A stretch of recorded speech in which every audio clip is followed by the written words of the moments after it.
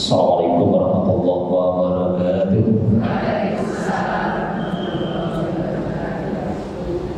Alhamdulillahilladzi arsala rasulahu bil-huda wa dinil haqq liyudhhirahu 'ala dini kullihi wa kafa billahi shahida.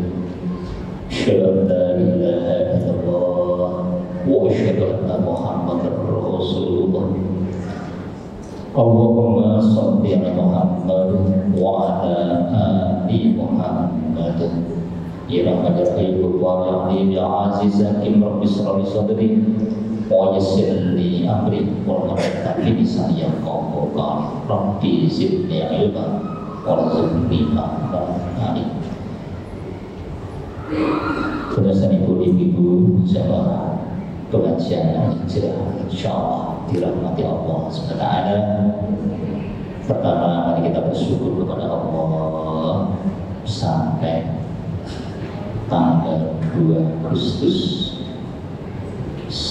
2023 ini kita semuanya masih diberi umur panjang, masih diberi kesehatan, masih dicurai berbagai macam kenikmatan, dan alhamdulillah juga kita terus mendapatkan istiqomah iman dan Islam, dan semoga sampai nanti akhir hayat bisa meninggalkan dunia dengan husnul khotimah.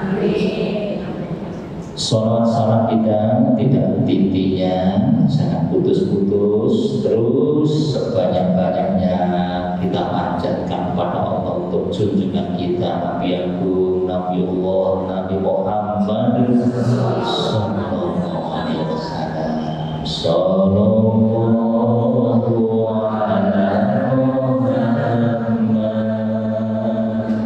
sallallahu alaihi wasallam. Sallallahu ala Muhammad sallallahu alaihi wasallam. Tala'al badru alaina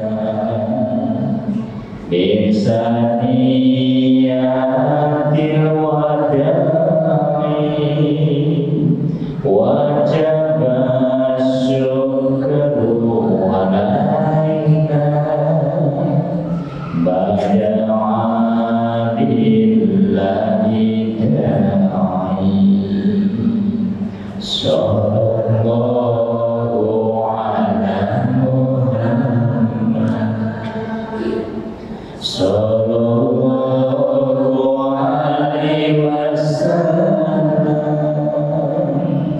Sallallahu ala Muhammad sallallahu alaihi wasallam. Anta syamsun anta badrun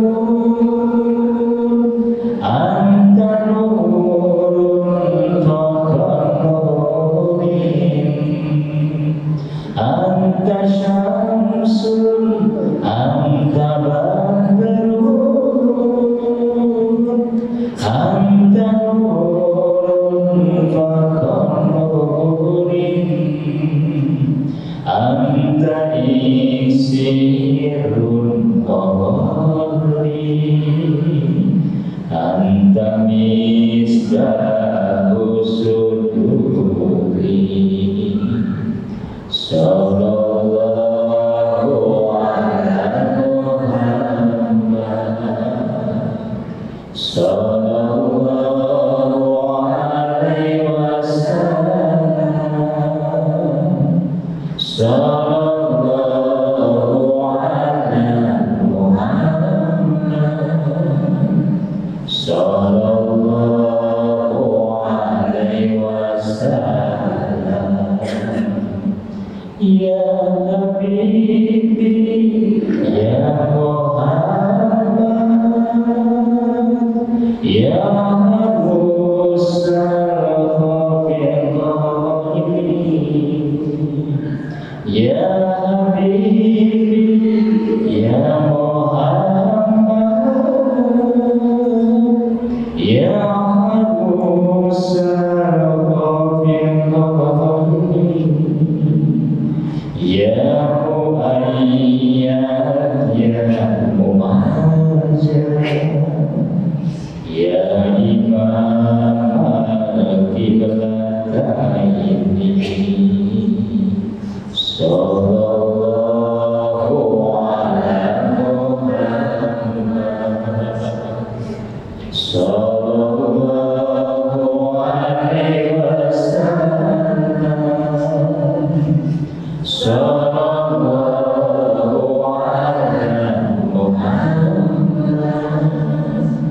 Sallallahu alaihi wasallam. Allahumma sholli ala Muhammad. Semoga yang bilang saya selawat Jibril kita mengobati rindu, cinta, ta'zim kita kepada Nabiullah Muhammad sallallahu alaihi wasallam, dan bersiaplah cinta membahagiakan bersama dengan yang dicintainya. Semoga kita nanti diizinkan Allah bisa berjumpa kanjeng Nabi kita di surga yang Allah SWT. Ibu-ibu yang dirahmati Allah, ini materinya tentang apa sih? Nek WA di tanggal 2 bulan 8 saya temanya sabar.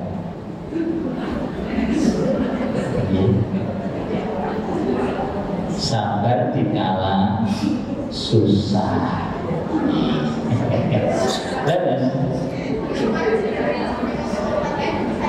Oh gitu. Saya tak diberitahu ini. Jadi kita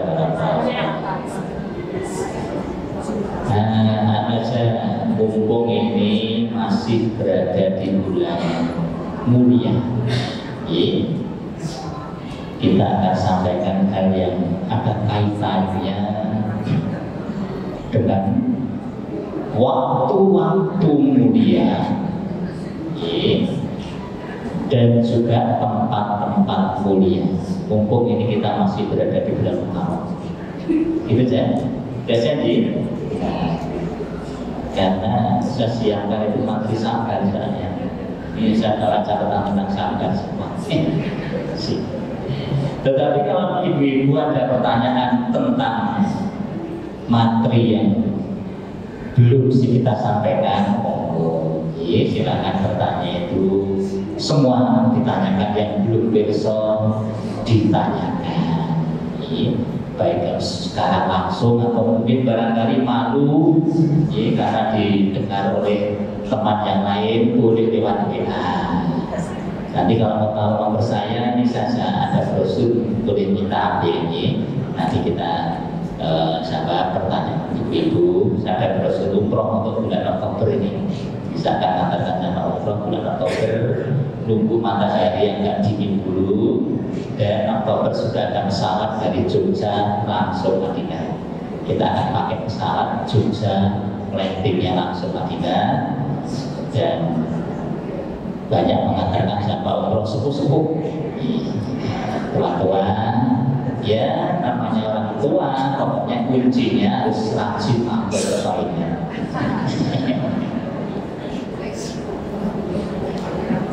Kata Jibril, kita akan sampaikan Quran surat At-Taubah ayat 36.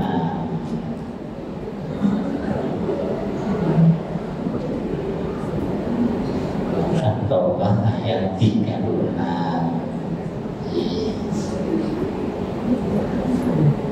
A'udzu billahi minasy syaithanir rajim. Inna iddatash shuhuri 'indallahi 12 syahran fi kitabillahi yawma khalaqas samawati wal arda minha arba'atun Dzalika dinul qayyim fala tasrimu fihinna anfusakum wa qatilul musyrikina kaffatan kama yuqatilunakum kaffah wa'lamu anna Allaha ma'al muttaqin. Sesungguhnya jumlah bulan menurut Allah ialah 12 bulan. Sebagaimana di dalam ketetapan Allah pada waktu Dia menciptakan langit dan bumi, di antaranya ada 4 bulan haram, 4 bulan mulia. Itulah ketetapan agama yang lurus. Maka janganlah kamu mendolimi dirimu dalam bulan yang 4 itu. Saya ulang lagi, maka janganlah kamu mendolimi dirimu dalam bulan yang 4 itu. Ini digarisbawahi itu. Dan perangilah kaum musyrikin semuanya sebagaimana mereka pun memerangi kamu semuanya. Dan ketahuilah kalau Allah beserta orang-orang yang takwa. Surat At-Taubah 36. Ini yang akan kita kaji, kita bahas karena kita berada di salah satu bulan yang keempat itu.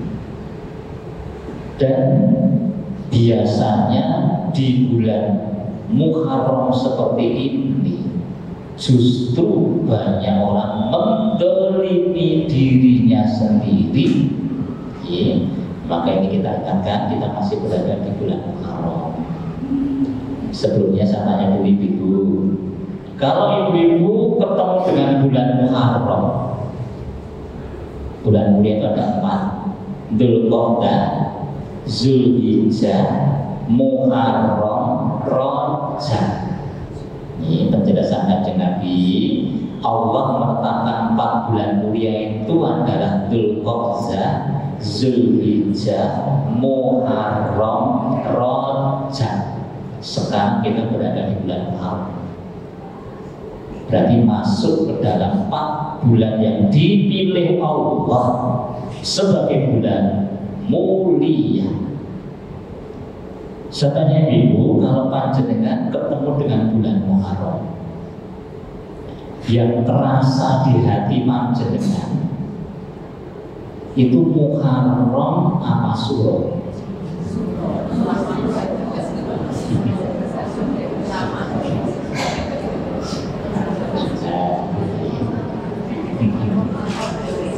Padahal di dalam Islam yang ada kan bulan Muharram. Surah itu kan di Jawa.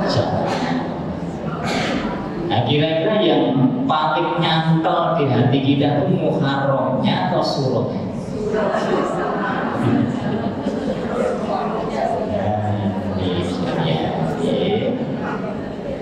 Maka nanti justru letak mendolimi dirimu sendiri di bulan Muharram ini biasanya hubungannya dengan bulan Suro.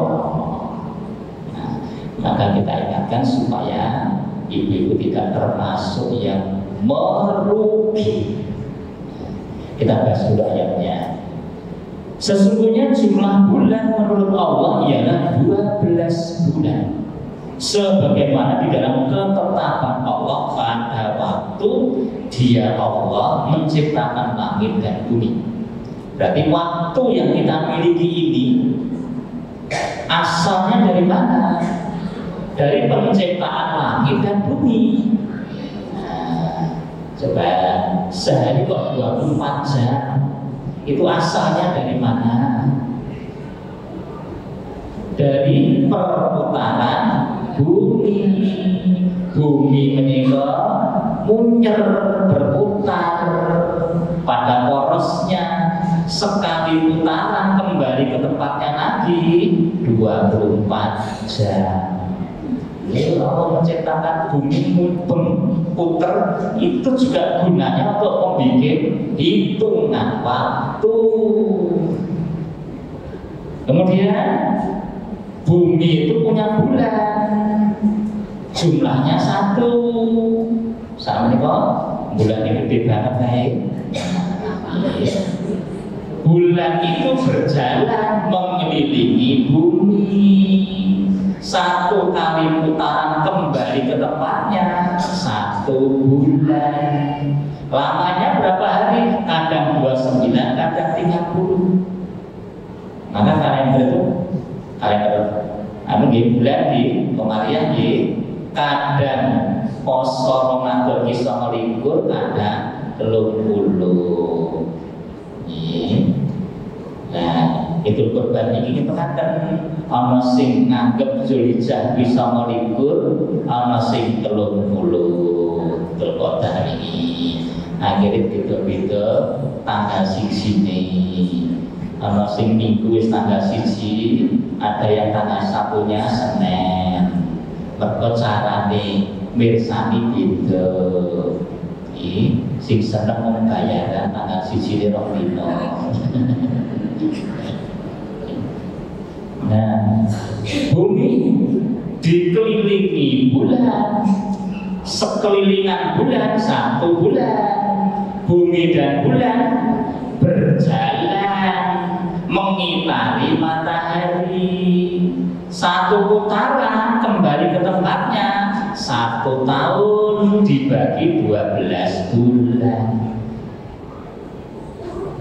Yang berjalan mengelilingi matahari menika bumi, tetapi yang kelihatan bumi mengelilingi matahari, sing ketok matahari ini sing mupeng mlaku. Kalau sering ini wis tekan dhuwur, ajane sing mlaku sing ndi ta? Itu namanya gerak semu. Sama dengan ibu itu kalau naik kereta api, ya duduk di dalam kereta, keretanya jalan, mirsani luar, nah kok kayak pintu kok dong melayu tuh kayak. Nah, padahal yang mati siapa? Kita itu gerak semu. Matahari dengan bumi besar mana? Besar matahari. Nek ketoknya matahari mau apa? Karena jaraknya jauh. Di dalam catatan astronomi, besarnya matahari itu kalau dibandingkan bumi, matahari itu 1.300.000 kali besarnya bumi. Jadi kalau ada bumi jumlahnya 1.300.000, itu jadi matahari 1. Insyaallah. Ibu-ibu yang sudah pernah ke Madinah, masuk ke Museum Asmaul Husna. Begitu masuk ruang pertama akan melihat bola besar sebesar ruangan. Sampingnya ada kelereng. Bola besar itu matahari, kelereng itu bumi yang kita tempati. Matahari itu adalah bintang. Kenapa? Mengeluarkan api. Nah, sampai hari ini apinya tidak padam-padam. Kita rasakan terus. Jarak bumi sampai matahari kurang lebih 1.700.000 kilometer. Bumi sing mengukur nganggo apa ya nanti. Meterannya cepat. Matahari itu satu di antara bintang di langit. Bintang di langit itu bergerombol. Satu gerombolan namanya galaksi. Galaksi yang ditempati matahari kita namanya galaksi Bima Sakti. Ditempati triliunan bintang. Satu bintang besarnya seperti matahari kita ini. Bahkan ada yang lipat ganda besarnya matahari kita. Tiap-tiap bintang punya planet sendiri-sendiri, bergerombol jadi satu galaksi. Galaksi Bima Sakti ditempati triliunan bintang. Allah menciptakan 7 langit. Langit yang paling rendah namanya Sama'id Dunya, langit dekat, langit dunia. Itu yang dihiasi dengan bintang-bintang. Di langit terendah itu tersusun dari triliunan galaksi. Bukan triliunan bintang, triliunan galaksi. Pada satu galaksi jumlahnya triliunan bintang. Padahal Allah punya 7 langit. Langit yang paling rendah itu yang dihiasi dengan bintang-bintang. Langit yang kedua menutupi, mengelilingi langit nomor 1. Allah punya 7 langit. Masih naik lagi ke Sidratul Muntaha, naik lagi ke arsy-Nya Allah. Semua makhluk Allah itu di jari-jarinya Allah. Berarti manusia itu kira-kira makhluk besarnya seberapa ini? Allahu Akbar. Semua benda di langit itu besar-besar seperti itu, semuanya tunduk menyembah kepada Allah. Manusia itu makhluk kecil menempel di permukaan bumi lembut-lembut. Nengaya dengan siapa? Nauzubillah min dzalik. Itulah kalau kita memahami kebesaran Allah Subhanahu. Padahal Allah menjelaskan surga luasnya seluas langit dan bumi. Coba bayangin langit aja sudah susah kita. Bayangin bumi saja. Ibu sudah pernah menginjak kutub selatan, melakukan kulkas mekanis. Bumi yang kita tempati belum semuanya kita injak. Padahal itu benda kecil. Maka bumi ini ibaratnya sebutir pasir di padang pasir dibandingkan dengan jagat raya ini. Padahal surga nanti luasnya seluas langit dan bumi. Berarti surga nanti luasnya Masya Allah, susah dibayar otak kita. Kalau Nabi beri gambaran, kalau kamu ingin membayangkan seperti apa atau akhirat nanti, masukkan jarimu ke laut. Air yang menempel di jari itulah dunia sekarang ini. Air yang ada di samudra luas itu masih nanti di akhirat. Tetapi manusia umumnya lebih mencintai yang air menempel di jari daripada air yang ada di laut. Buktinya apa? Kalau kita punya uang, ibu-ibu kagungan Yotro punya uang banyak mana untuk membeli dunia atau membeli akhirat?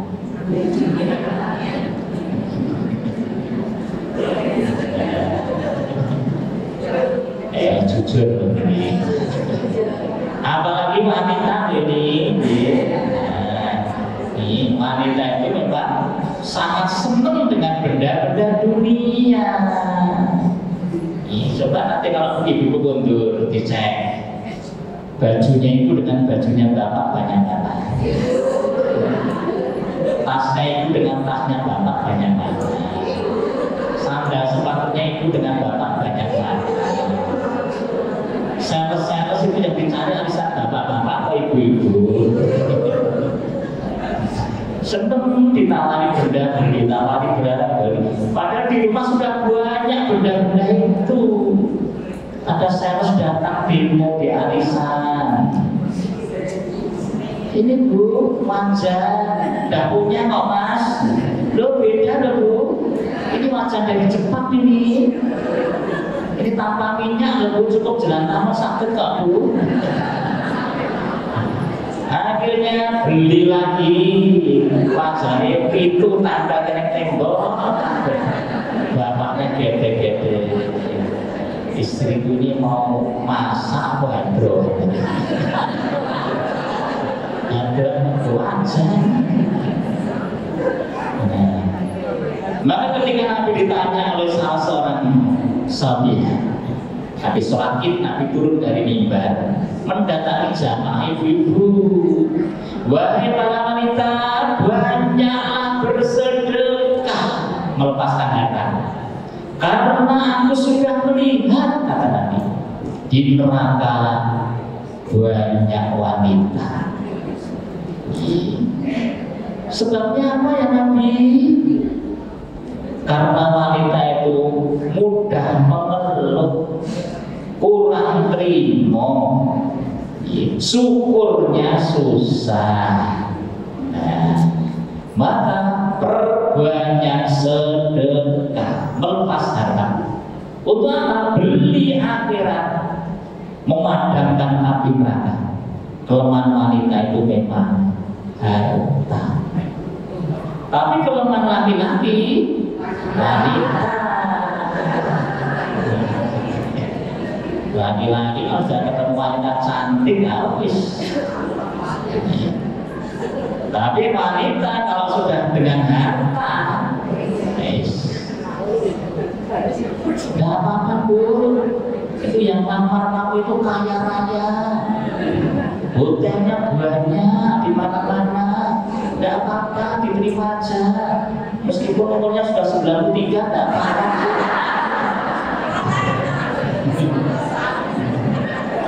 Paling seminggu selesai kan dulu.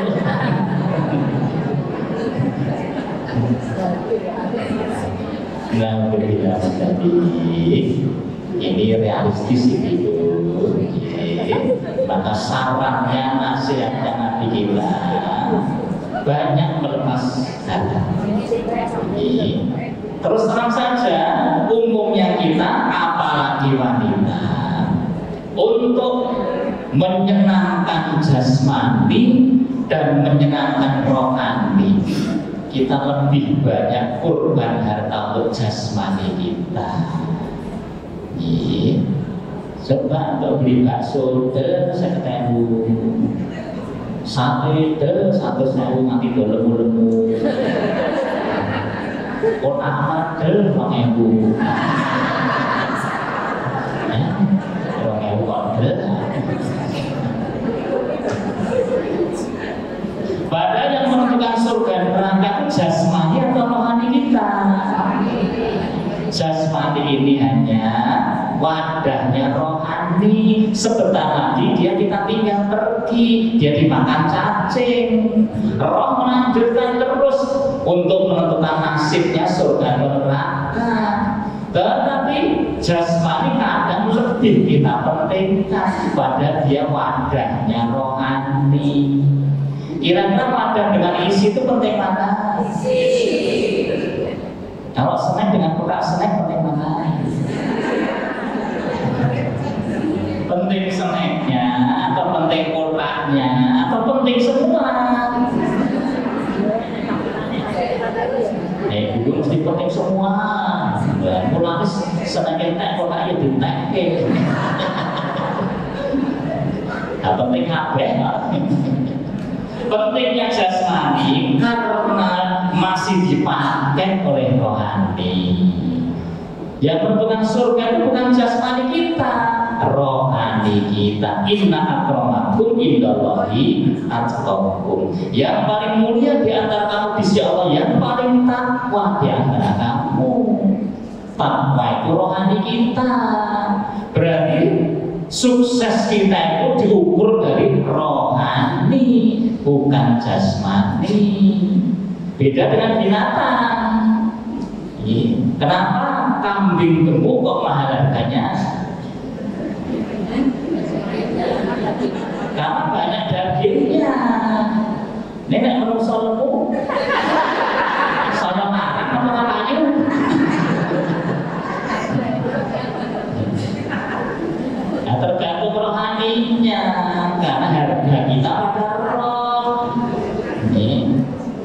Tidak ada binatang dijual karena rohaninya baik.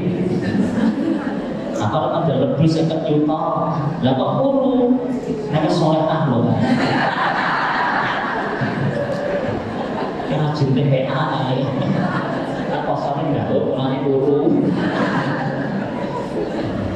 Insyaallah kita mulai lagi sekalian.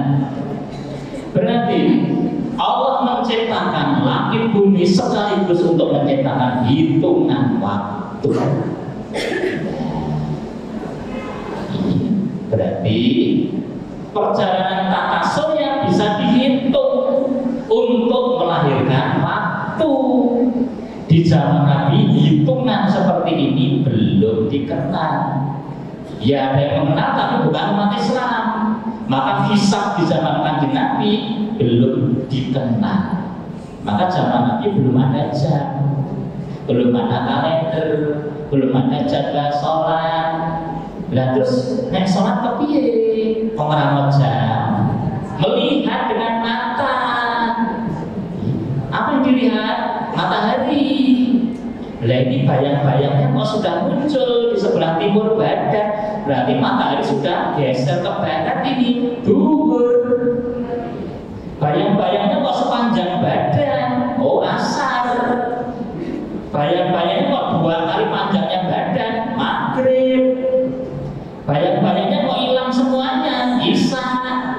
Nah kalau subuh gimana? Lihat ke timur, kalau sudah terontong fajar, adzan subuh. Zaman dulu caranya begitu. Sekarang ada nggak orang salah seperti itu? Lihat jam, karena bisa menghitung waktu, membuat jam. Ada jadwal sholat. Di zaman Nabi belum ada, sehingga di zaman Nabi itu sering terjadi orang sahur nabrak adzan subuh. Zaman kita tidak bisa. Kenapa? Ada jam kok, nggak tahu. Orang 10 menit. Nah, takbir sebentar kok. Orang 5 menit. Zaman Nabi enak-enak makan sahur dengar adzan subuh. Maka kata Nabi, barang siapa makan sahur mendengar adzan, di tangannya masih ada piring, boleh dihabiskan. Nah sekarang ada jam, tahu kok. Kecuali kalau nanti ibu-ibu bangun tidur kok jamnya mati. Nah, langsung sahur dengar adzan subuh. Padahal yang tangan cek telur piring.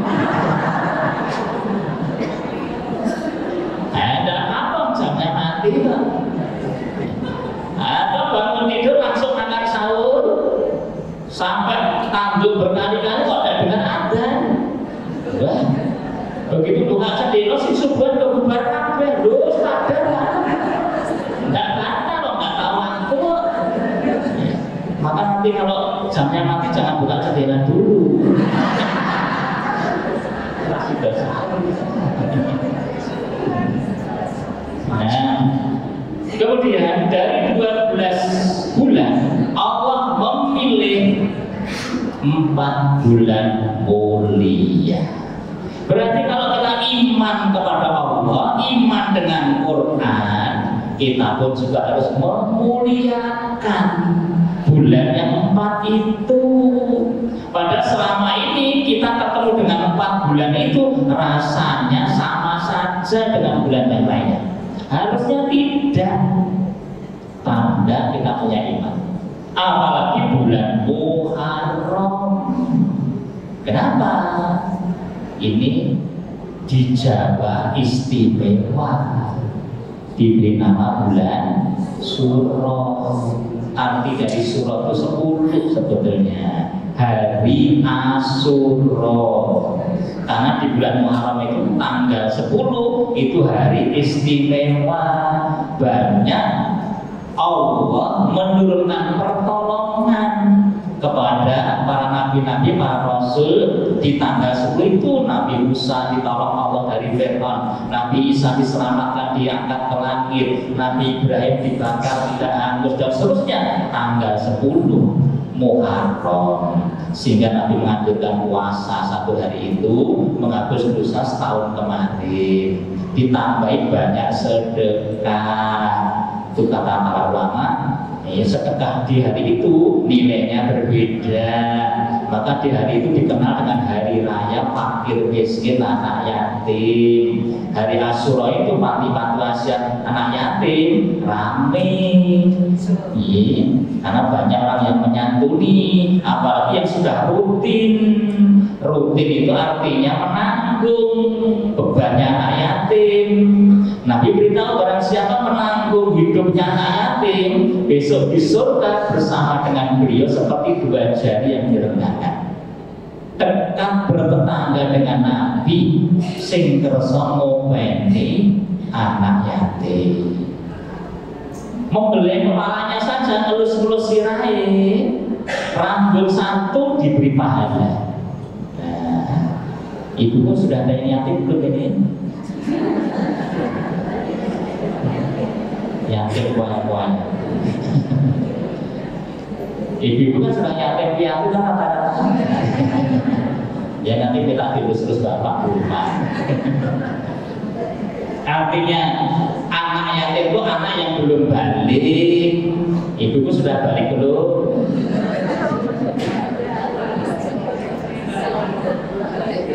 Kalau ada anak yatim, sering kita senangkan hatinya, kita sanoni, kita beli kepalanya untuk membombong istilahnya. Gede hati nih, menyemangati jiwanya. Yatama itu artinya bersendirian.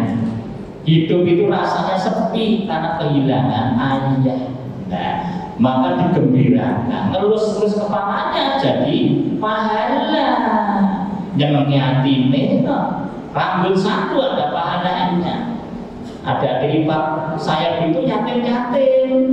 Kalau suruh dicari orang kampung. Kenapa? Mau ngelus-ngelus sirahe. Ning ra kaya apa-apa. Lah mau golek rambut wae.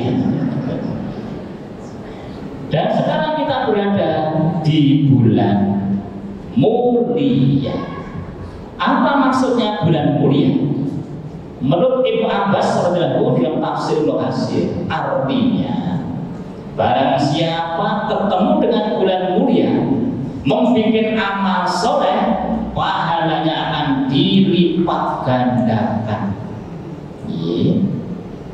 Dan barang siapa melakukan dosa di 4 bulan mulia itu akan disiksa lebih lipat ganda siksa. Itu maksudnya mulia. Maka Imam Syafi'i mengatakan mencuri potong tangan. Tapi kalau mencurinya di 4 bulan mulia, motong tangannya dipanjangkan. Ini disiksa lebih abad. Tuh. Berarti bikin dosa di bulan mulia, siksanya lipat ganda. Sama dengan tanah mulia. Mana itu? Mekah, Madinah, Al-Aqsa. Itu tanah haram, tanah mulia. Ibu bisa datang ke tanah haram, tanah mulia di Mekah sana, beribadah di sana, dilipat gandakan 100.000 kali. Di Madinah 1000 kali, di Al-Aqsa 500 kali. Sebaliknya membuat dosa di Mekah akan diazab lebih berat. Surat Al-Hajj ayat 25. Maka kalau di sana hati-hati. Yang terbiasa di Indonesia suka ini lisannya gampang ngomong ini, tuh di sana harus ekstra hati-hati. Korban wanita itu kadang lisannya ngerasani kono, ngerasani gini. Ini kalau Pak Ustadz hanya jualan gorengan, nah kok kalungnya gede ini sama hati sepur, mesti punya tuyul itu mesti. Nah tuyul kan aku habis, tapi kok tahu panjenengan. Nah buktinya malam Jumat tidak pernah keluar, pasti nyusoni itu. Nah wanita suka iri dengan orang pakai kalung besar. Arisan ada teman kok kalungnya gede sampai rumah dodone sesek. Sing kalungan kono sing sesek ini. Nah itu kalau diterapkan di tanah suci bahaya, suka ngomong ini, suka ngomong itu. Di sana kan ketemu orang macam-macam. Ada yang kulit putih kemerah-merahan, oh dari Eropa ini. Ada yang kulit putih ke kuning-kuningan, oh dari Mongol Korea ini. Ini kok orang sing ireng metu-metu kaya apa gitu kan? Ya untuk rasa batin itu dari Afrika. Nah, kami ibu umroh kok hodanya dapat di dalam Mispala. Itu akan dengan lorong di bawah jembatan itu. Habis itu masih gelap. Di situ banyak ibu-ibu Afrika jualan di situ. Orang ireng-ireng, aku kelambi ireng-ireng, dodolannya peteng-peteng. Nah iya, dalam peripis ketabrak ini. Ya sudah biasanya dibatin pokok ireng medung kaya karena apakah cekek-cekek langsung melek. Ya, disyukuri. Nah kita lumayan kebok-kebok gosok orang Jawa. Kita berbagi. Oh kalau begitu, hati-hati nanti kalau ibu ketemu dengan bulan mulia, sama dengan kalau panjenengan ada di tanah mulia. Mencuri sandal kok di Masjidil Haram, siksanya lebih lipat ganda dibanding mencuri sandal di sini. Maka kalau cari sandal di sini saja. Saya tuh besok banyak mengatakan sama umroh sepuh-sepuh ini ibu yang mau ikut saya, bantu saya mau ke bulan Oktober, gandeng orang tua-tua. Kenapa? Karena harapannya di akhir-akhir usia punya amal lipat ganda dan bisa membersihkan dosa, terutama di Madinah. Lalu mengatakan Madinah itu seperti api yang membersihkan karat dari besi. Maka kalau di Madinah itu saat pembersihan dosa banyak istighfar. Sebarang siapa sakit di Madinah, Nabi mengatakan aku yang akan menanggung nanti di akhirat. Apa? Diberi syafaat, ditolong Nabi untuk lepas dari api neraka. Maka di Madinah itu tidak ada penyakit. Kalau ada orang sakit, sabar. Kenapa? Dia sedang diuji untuk dapat syafaatnya Nabi. Nah, di Madinah. Maka di sana itu istilah sabar semuanya, apalagi sepuh-sepuh. Tidak ada apa-apa besarnya pahala sebanding dengan tingkat kesusahan panjenengan.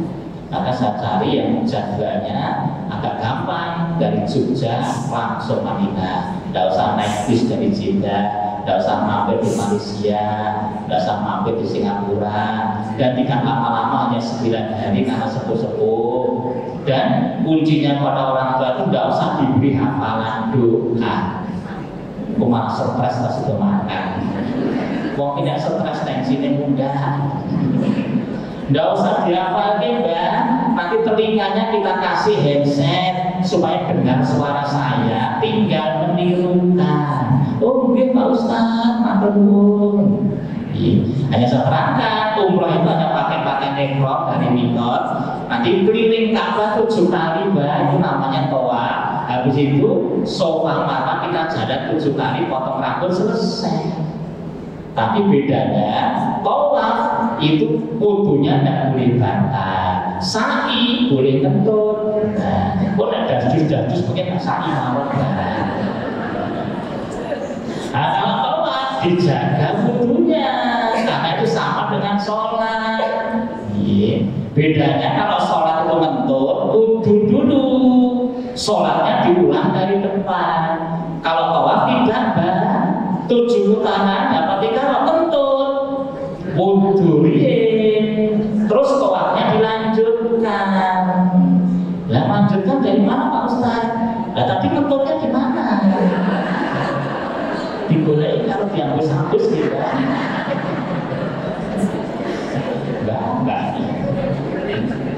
Tapi alhamdulillah ya 9 kali 10 kali saya ngantarkan orang tua kok enggak saya kentut. Orang aku ya orang nanti. Maka nanti ibu yang muda-muda kalau mau ikut saya alhamdulillah bisa bantu saya ngantarkan orang sepuh-sepuh tanggal 12 Oktober program umroh lansia dari Jogja langsung Madinah. Kita berbagi. Apalagi kalau sekarang kita berada di bulan Suro. Pada orang Jawa itu lebih kroso Suro daripada Muharram. Pada perintah Allah, maka janganlah kamu mendolimi dirimu. Nah, maksudnya apa? Membikin dosa.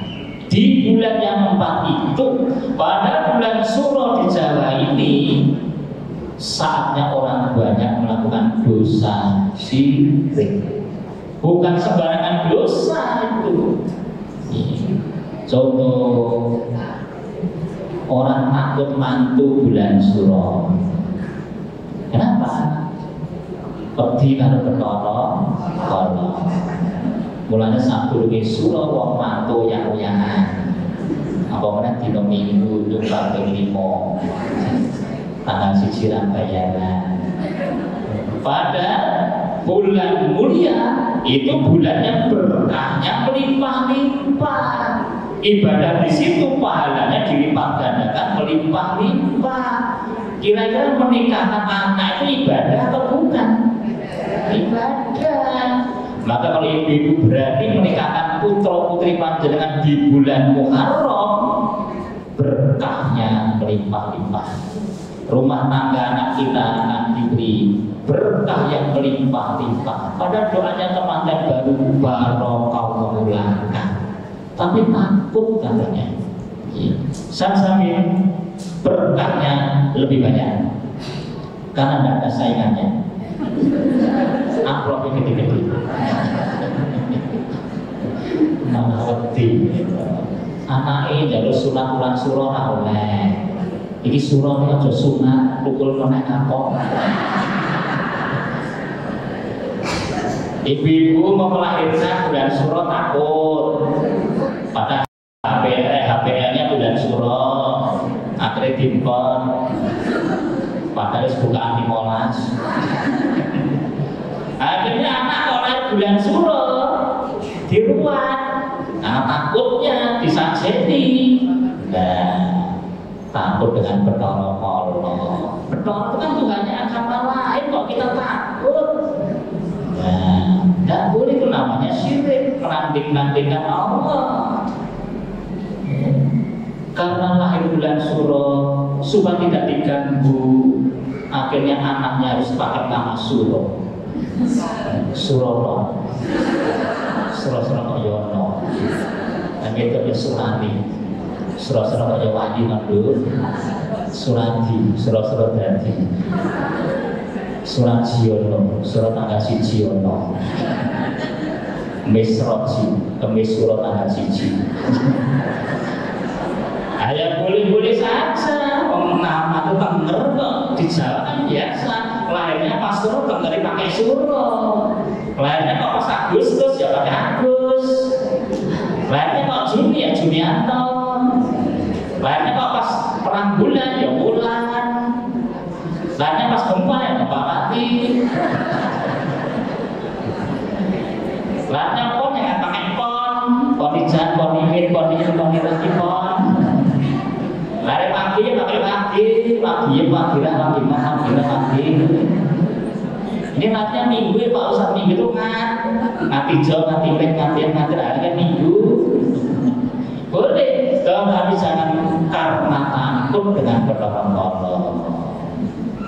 Dosa syirik di dalam Quran surat An-Nisa 116 Allah tidak akan memberi ampunan.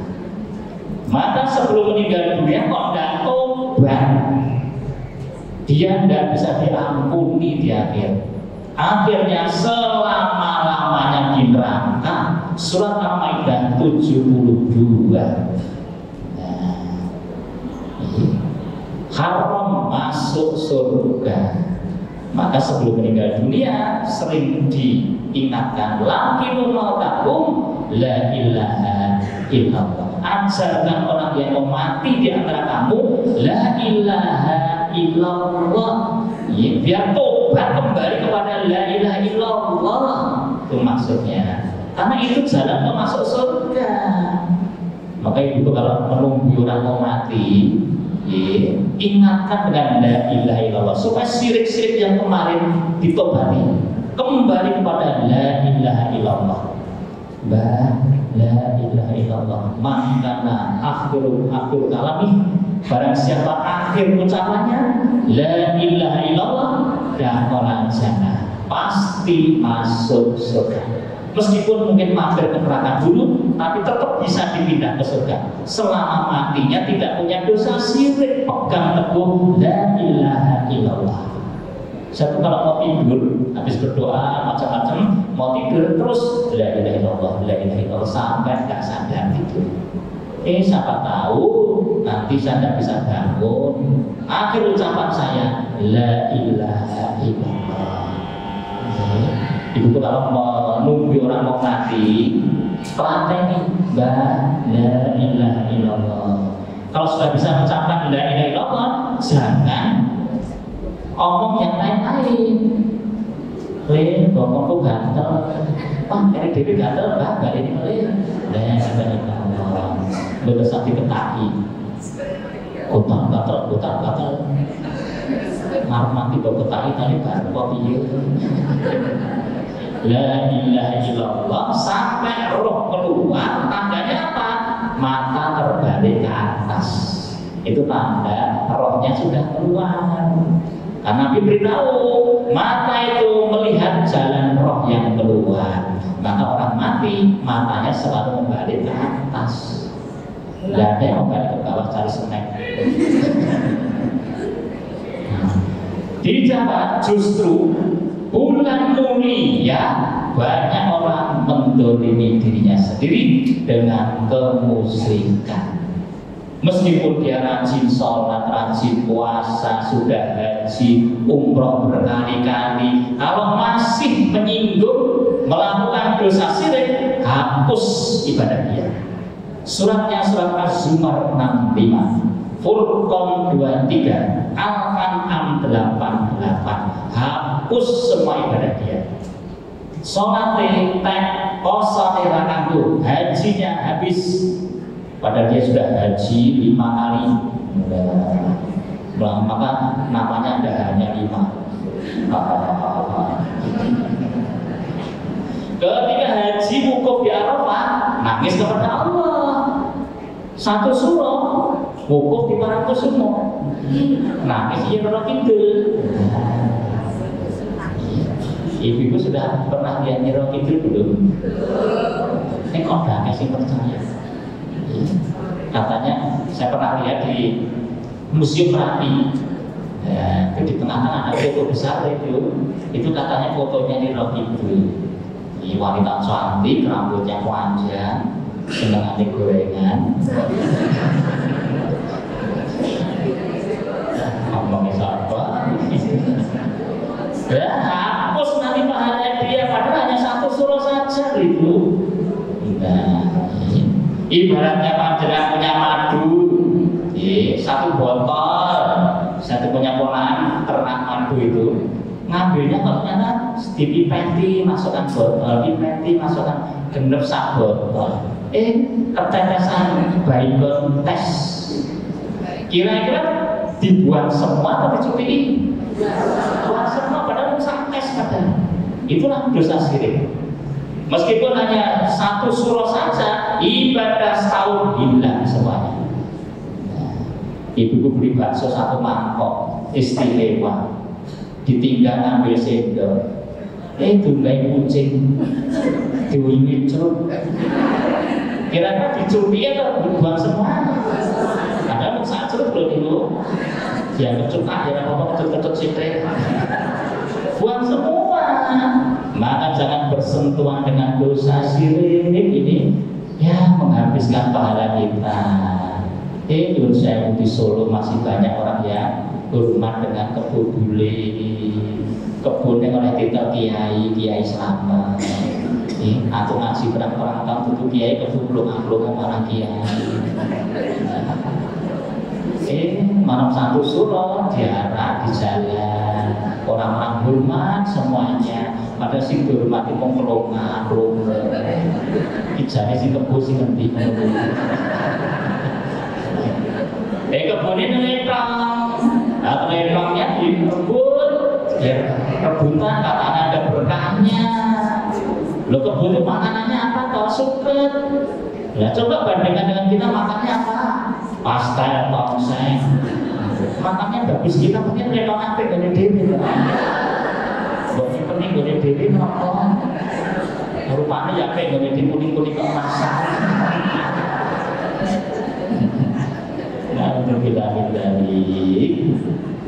Ini bulan Muharram, bulan Surah hati-hati ibu, jangan mendolimi diri sendiri. Saya itu kalau misi di keraton itu sering saya ingatkan, karena sana masih banyak yang percaya seperti itu. Ini ya pelan-pelan supaya tidak tersinggung hatinya. Kasihan nanti di akhirat dia menyesal. Sekaten itu gamelan bundur madu dimandikan. Airnya katanya ada berkahnya, bikin awet muda. Masih kerut sibah-sibah. Gamelan apa-apa. Oh ya percaya. Saya pernah di pengajian di Masjid Ngasodan. Ngejar itu masuk. Itu malam satu Suro saya. Yang mau keliling benteng di Toto Hansi di depan masjid. Saya ngaji di dalam. Ini tak terangin orang ya. Tak terangin rasa boleh. Ya saya sholawati aja. Saya ingatkan dengan surat Al-Ikhlas, Qul huwallahu ahad. Allah itu satu, tidak ada Tuhan lain. Allahu shomad. Tempat meminta, jangan minta kepada keraton, jangan minta kepada telepon kebun, jangan minta kepada nyiro itu, mintalah kepada Allah, jangan minta ke kuburan. Nah, ziarah kuburnya para wali, minta keliru. Harusnya kita yang memintakan untuk beliau-beliau. Paling tidak, assalamualaikum ya aladiyah dengan mukminin wal muslimin. Dongake salam. Ibu kalau ke kuburan biasakan salam ya kepada saudara mukmin. Tapi tidak usah mengucapkan ya. Waalaikumsalam. Malah ke kuburan minta sana deh, nyuruh pengestu mbak oleh kuburan ujian itu lancar. Mbak mungkin bisa dosen matematika boleh. Saya juga kalau ngisi di daerah-daerah yang suka begitu, hati-hati karena masih mengamalkan begitu, supaya tidak sakit hatinya, tapi bisa menyelamatkan beliau-beliau. Ya, saya kasih tembang-tembang sholawat. Gusti Allah iku siji, mung siji, ora ono kang madani. Tanpa karo tanpa putra kang treksa jagat raya kabeh iki. Aja pisan-pisan dira ngabekti rawa ramah Gusti. Aja nyuwun aja wedi kejaba marang Gusti kang Maha Suci. Apa sira wis lali pangandikan sapa Kanjeng Nabi? Aja nganti nyekutane Gusti nganti tumekane pati. Salatullah salamu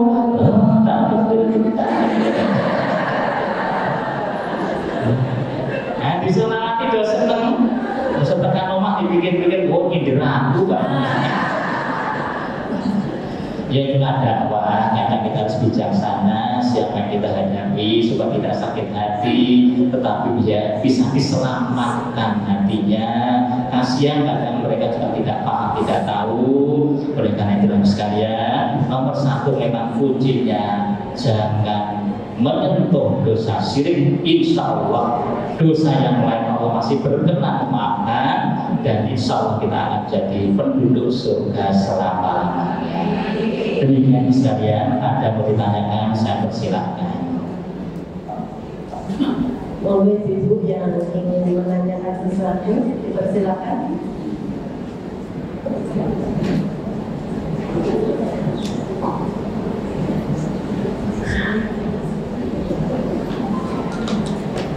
Assalamualaikum warahmatullahi wabarakatuh. Terima kasih atas kesempatannya. Namun sebelumnya mohon maaf karena yang saya tanyakan ini Pak, sering mendengar ceramah itu semua orang atau semua makhluk atau semua manusia nanti kalau meninggal pasti mampir neraka. Yang saya tanyakan, seandainya ada orang yang pernah berbuat dosa besar, misalnya mencuri atau zina, tapi mereka tobat, apakah bisa tidak mampir ke neraka? Terima kasih Pak. Assalamualaikum warahmatullahi wabarakatuh. Di dalam Quran surat Maryam, surat Maryam surat 19 ayat 71 dan 72. Di situ Allah menjelaskan, tidak ada seorang pun di antara kamu yang tidak mendatangi neraka. Semua orang pasti nanti digiring ke neraka.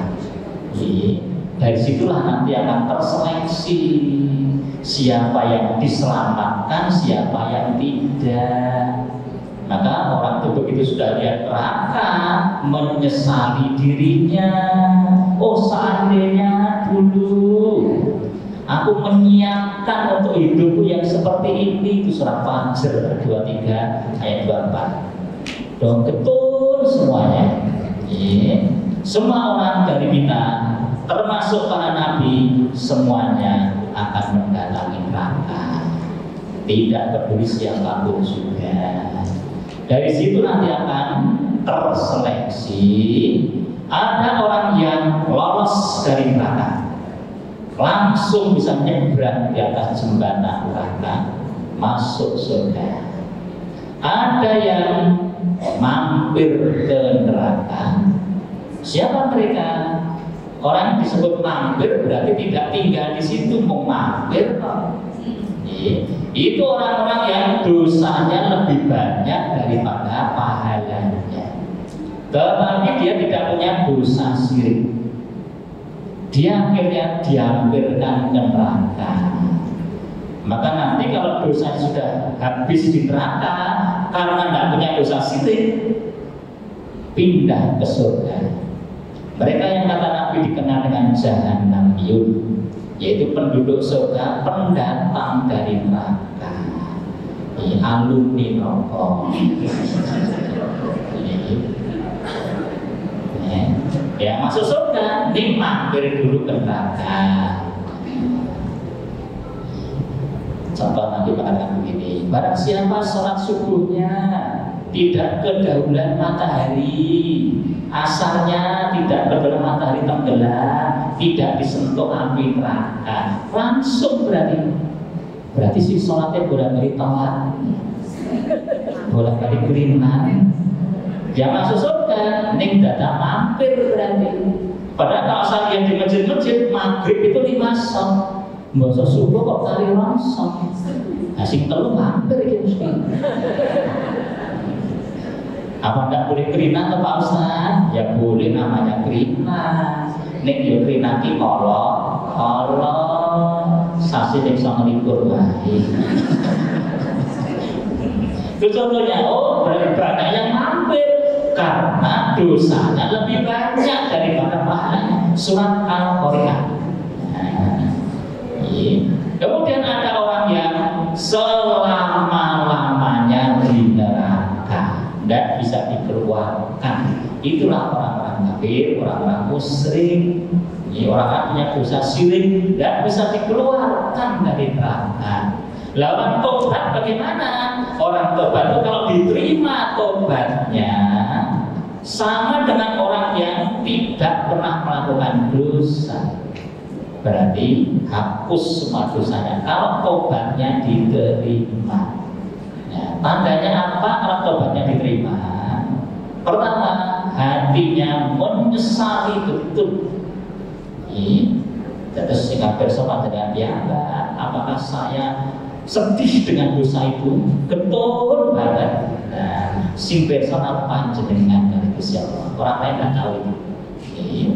Yang kedua, mohon ampun kepada Allah. Yang ketiga, menutupi dosanya dengan amal-amal soleh.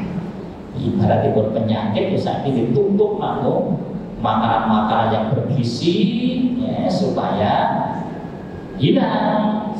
Tidak ada orang tobat beribadah ini dosanya jadi lakoni terus. Itu namanya bukan tobat. Istighfar, astagfirullah, astagfirullah. Ini jadi lakoni terus. Nah, ibaratnya orang minum obat, ini penyebab sakitnya tidak ditinggalkan. Itu namanya. Panjenengan minta obat penurunan dari gula, kencing manis. Malah orang Jawa mengatakan suruh minum undur-undur 10. Ini sirupnya kelontok terus. Akhirnya undur-undurnya kotor bolong. Nah itu bukan tobat, itu namanya. Tinggalkan, tutupi dengan lawannya. Itu tobat nasuha sama diterima.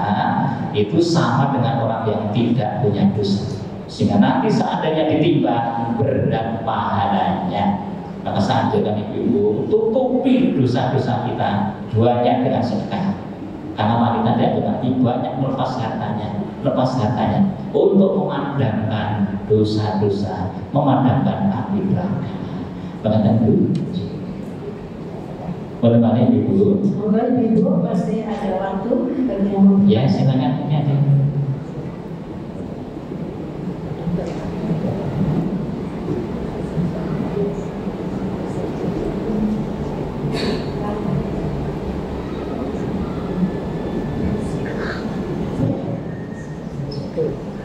Assalamualaikum warahmatullahi wabarakatuh. Yang saya tanyakan itu tadi kan Pak Ustadz sampaikan kalau ada yang mau meninggal kita menunggui kan kita sambil menonton kemudian mentahdirkan ya.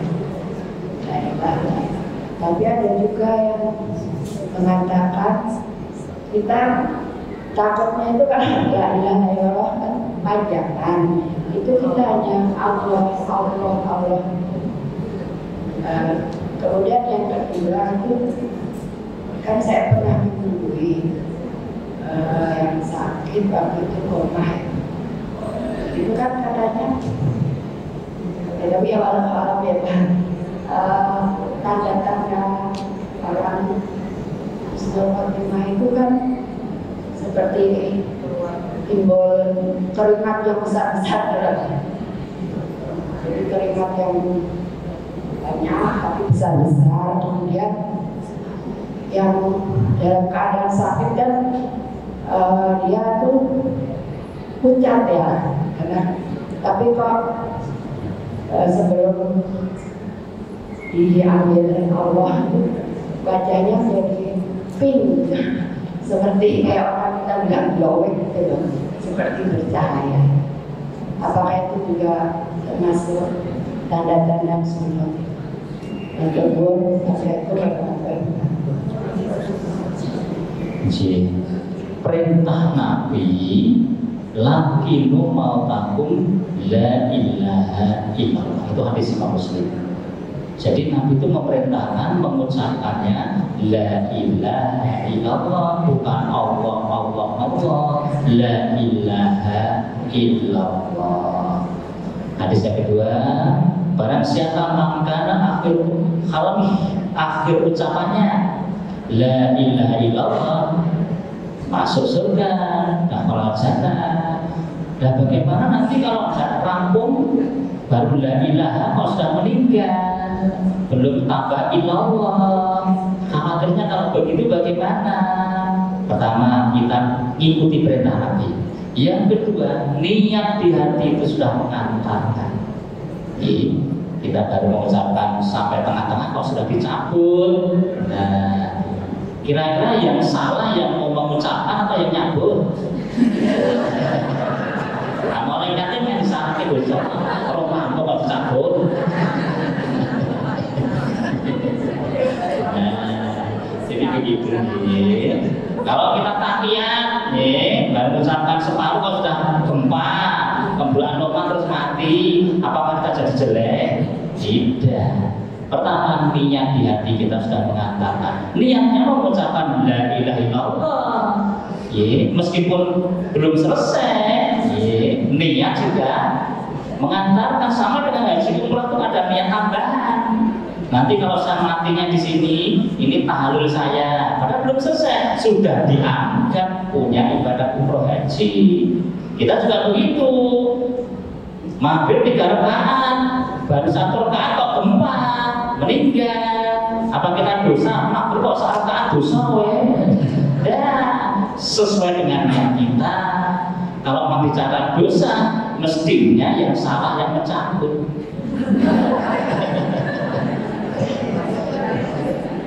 Ya udah itu lagi separuh lagi cabut, lalu jawab lo besok.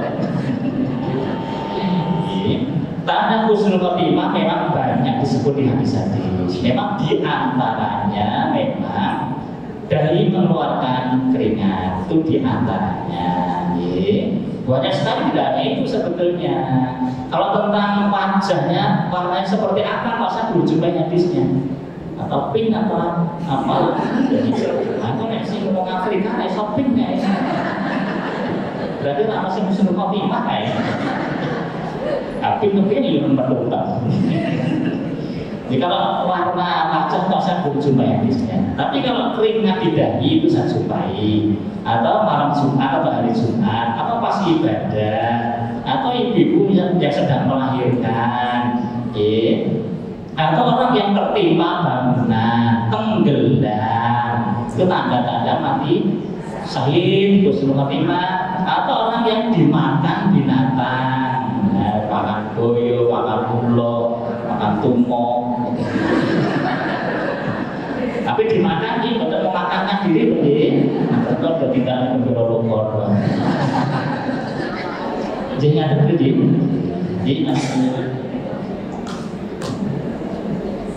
Ibu masih ada? Sudah ya? Oh.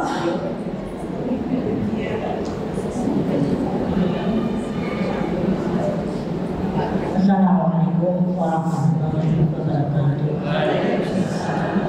Ada seorang ibu tetangga stroke, tapi belum kontak. Udah dirunya beberapa kali, dia tetap gitu aja. Dia itu anak satu, sampai menantunya tuh susah sekali. Dia nggak bisa tidur dan cuma bengok-bengok terus. Jadi sampai saya bu jangan gitu, kasihan anak ini gitu, menantu nih. Saya cuma anjurkan suruh istighfar, nggak bisa istighfar, wis Allah bu, wis tidur. Nah terus itu gimana Pak? Masih dia tuh bengok-bengok waktu mau sholat duhur, asar maghrib itu mesti ganggu anaknya, ya tetangganya gitu. Nah jadi gimana gitu Pak? Wah kalau didekati omongnya lain-lain gitu, minta suruh ini. Nah itu gimana Pak? Sepertinya belum ada 70. Assalamualaikum warahmatullahi wabarakatuh.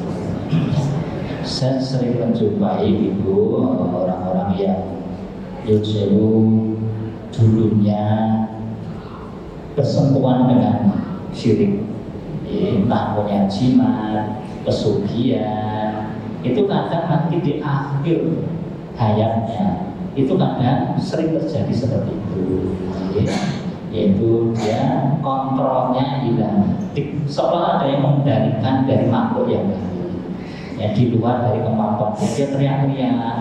Itu kadang dulu di masa-masa lalunya mungkin masih punya ya hubungan dengan makhluk-makhluk halus seperti itu, keris-keris, jimat-jimat, maka sasarannya ibu pun tidak usah bersentuhan dengan benda-benda begitu. Kadang ibu pun nyun sewu, ya pipine disusui dan kita mundur-mundur, ya kelihatan cantik tetapi tidak alami. Nanti menjelang meninggal dunia yang dimintai tolong tadi setan akan minta ganti dia. Biasanya suka sentuhan dengan itu. Maka kalau saya pertama betul gitu ya. Kalau tidak terus sertakan Quran, terutama Al-Baqarah. Sertakan terus itu karena setan itu tidak akan berani masuk di rumah yang terdengar suara Al-Baqarah. Saya tuh kalau susah tidur, nyata Al-Baqarah. Itu yang di download Al-Baqarah saja. Nanti kalau udah habis yang nanti sendiri. Itu tidur terasa kepengen. Karena setan itu masuk. Karena pikiran kita baru sibuk sekali, kurang konsentrasi ibadahnya, nah, setan sering mengganggu. Jadi kalau saya pertama saya sarankan jangan bersentuhan dengan syirik. Dulu ada takmir masjid tempat saya itu, takmir masjid pada dulu ketua takmir, orang sepuh, sentuhan dengan urusan syirik, punya keris. Dia cerita ketika berobat gak bisa Sarjito, dia minta pindah kamar, pindah lagi. Kenapa? Kok pindah-pindah terus?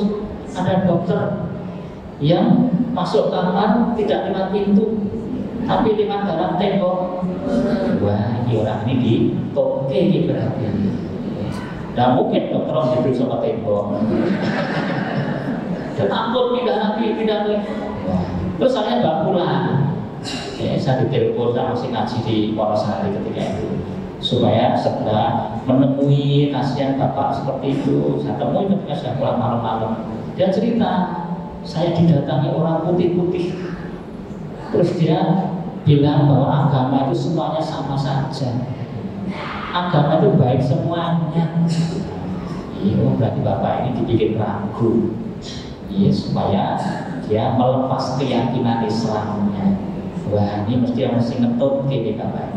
Saya tanya kepada anak-anaknya, bapak apa masih punya keris? Oh masih. Nah itu sekarang keris buang, bersihkan kamar dari benda-benda, patung-patung, gambar-gambar makhluk itu bersihkan. Sekarang Quran di situ. Nah, betul kita hati. Keris-keris singkirkan semuanya, gambar-gambar makhluk itu, patung-patung, singkirkan semuanya, setelkan Quran terus di kamarnya. Alhamdulillah bisa husnul khotimah. Tandanya apa? Meninggal pas hari Jumat. Terselamatkan gitu. Maka hati-hati dengan benda-benda macam itu menjadi ayat bagi kita tidak usah bersentuhan. Nanti kita menyesal di akhirnya. Maka tentu,